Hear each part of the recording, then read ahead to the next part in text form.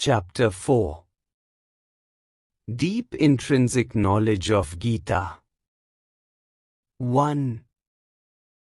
Man should be active, meditative, devotional, and at the same time possess the knowledge of the self.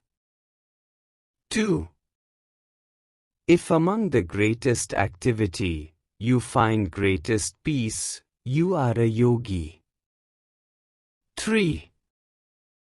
Thinking of objects, attachment to them, are built-in qualities, formed in a human mind.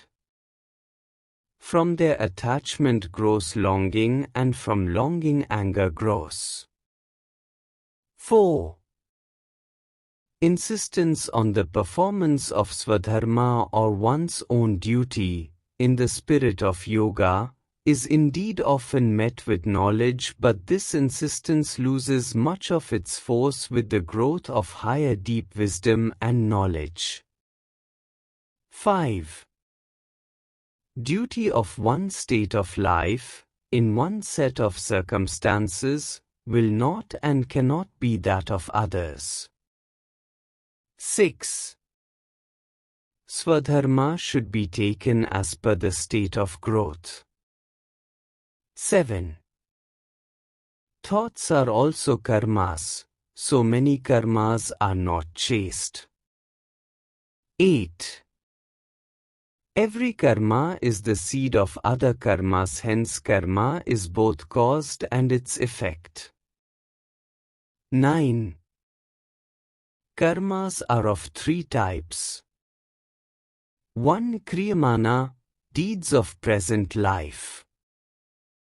2. Sanchita, stored up karmas. 3. Prarabdha, stored up karmas of the past. 10. Karmas are attached to the mind and not to the real self, and knowledge of the self burns the karmas of man. Work for the sake of work purifies the self. 11.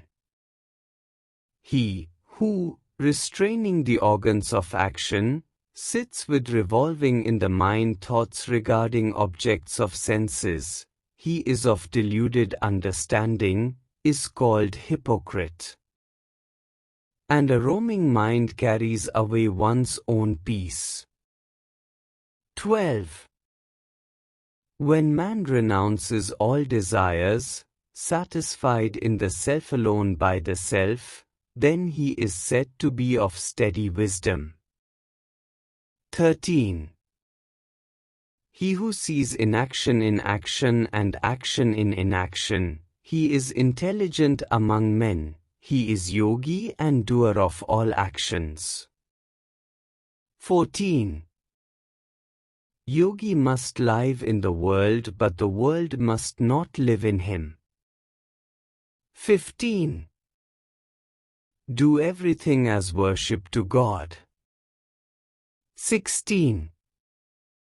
Ignorance and delusion are characteristics of an unregenerate mind. 17. Only when the mind has become one-pointed and concentrated upon God, he shall be filled with righteousness. And blessed are they, who bear hunger and thirst after righteousness, they shall be certainly filled. 18. All the previous impressions must be dissolved for the mind to become pure. 19. Truth cannot be originated, it exists. You know the truth and you will be free. 20. Ethical life is the foundation of spirituality. 21. Does not compromise with ideals and principles, but opinion shall be welcomed. 22. A truly spiritual man will never plan. He always says, if the Lord will. 23. Never to offer violence under any circumstances, but it does not mean that one should not resist evil. 24. Your own nature will drive you to act. 25. Practice of forgiveness is of fundamental importance for spiritual aspirants. This will raise him above the ego, which obstructs the vision of God. 26. Spirituality and sadness do not move together. 27. The main purpose of life is to attain abiding bliss in the midst of fleeting pleasures of life. 28.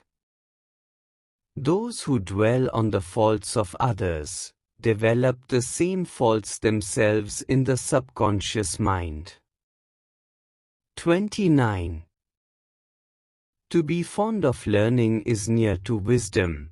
To practice with vigor is near to benevolence or kindness, and to be conscious of shame is near to fortitude or endurance.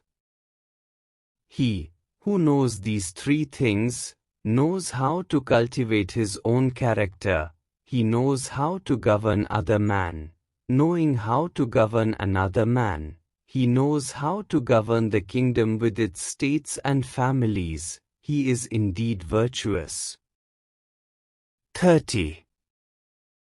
To nourish the heart there is nothing better than to have a few desires. 31. Knowing one's own nature, one can learn or study heaven. 32.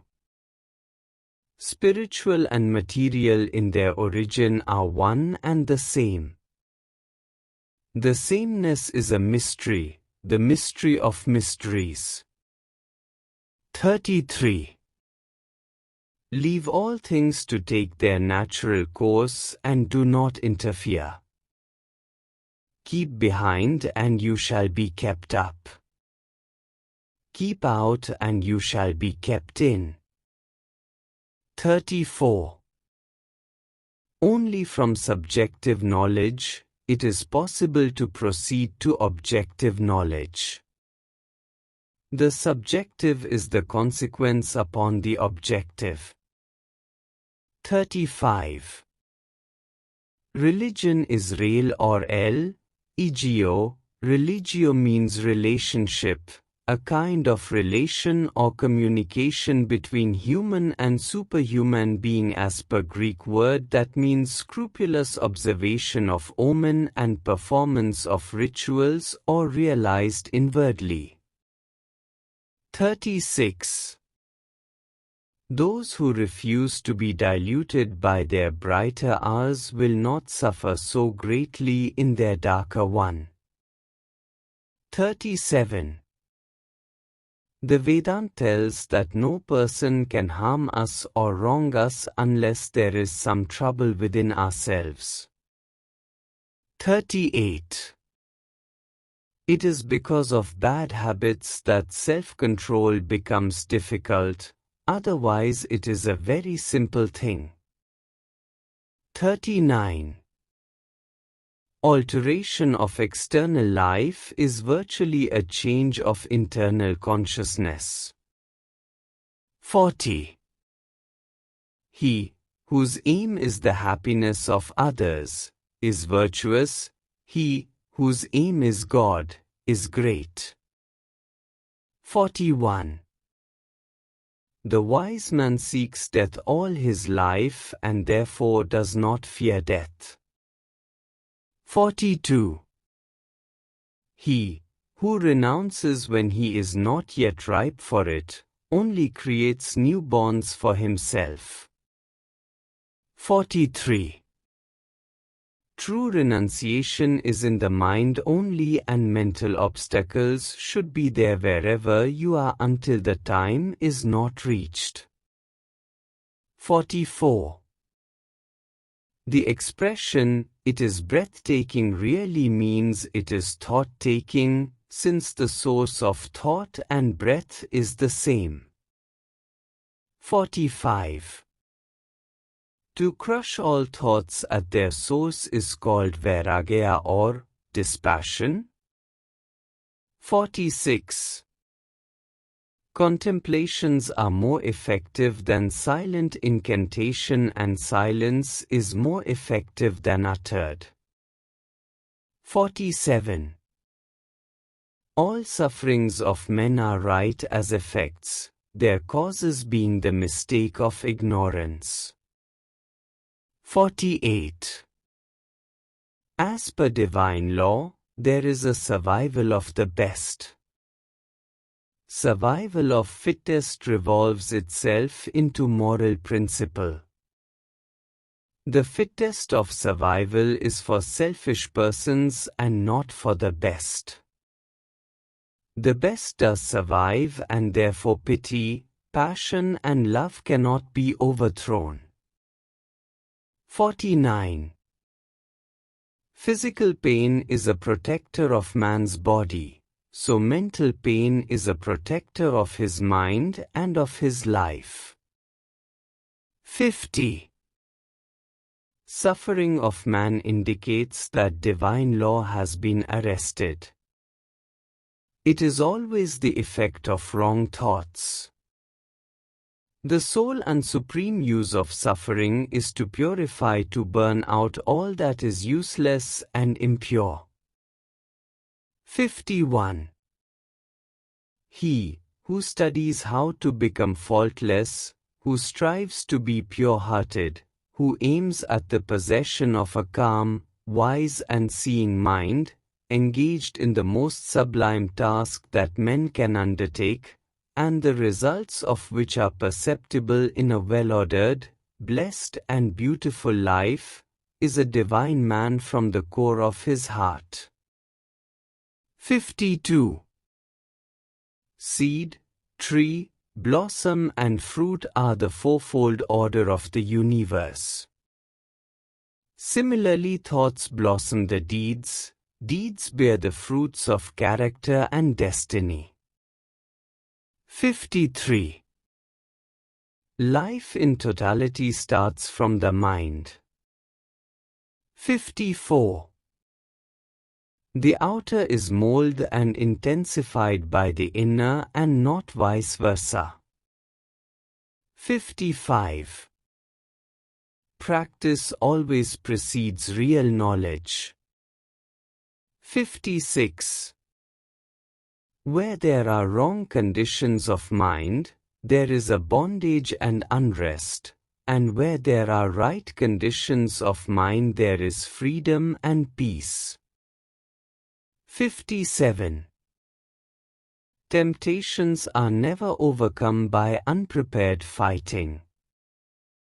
Sin and temptation disappear when right understanding is developed. 58. Truth, patience can be increased by discipline only. And the courage of patience is greatest. 59. Once material consideration begins to dominate the mind, self-mastery is quickly lost, while one's grip on life visibly weakens. 60.